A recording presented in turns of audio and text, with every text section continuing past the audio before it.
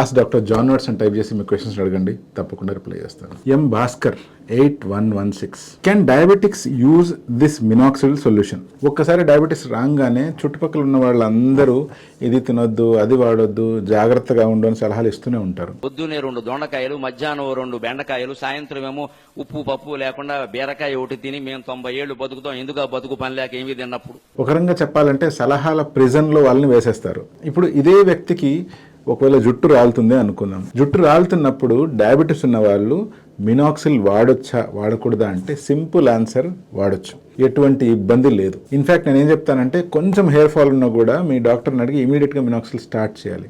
ఎందుకంటే డయాబెటీస్ ఉన్న వాళ్ళల్లో హెయిర్ ఫాల్ అయితే రికవరీ అనేటువంటిది చాలా స్లోగా ఉంటుంది. హెయిర్ ట్రాన్స్ప్లాంటేషన్ చేసిన తర్వాత కూడా చాలా స్లో గ్రోత్ ఉంటుంది, రిజల్ట్స్ కూడా కంపారిటివ్గా తక్కువగా వస్తాయి. సో అందుకనే ఉండే జుట్టు కాపాడుకుంటేనే మంచిది. ఉండే జుట్టు కాపాడుకోవడానికి మనకందరికీ అందుబాటులో ఉన్న ఏకైక మెడిసిన్ ఏంటి? మినాక్సిల్. అంటే లైఫ్ స్టైల్ మోడిఫికేషన్స్ అన్నింటినీ కరెక్ట్ చేసుకున్న తర్వాత ఇంకా మిగిలింది ఏమైనా ఉందంటే మినాక్సిల్లే. సో మినాక్సిల్ ప్రశాంతంగా వాడుకోవచ్చు, ఎటువంటి ఇబ్బంది ఉండదు.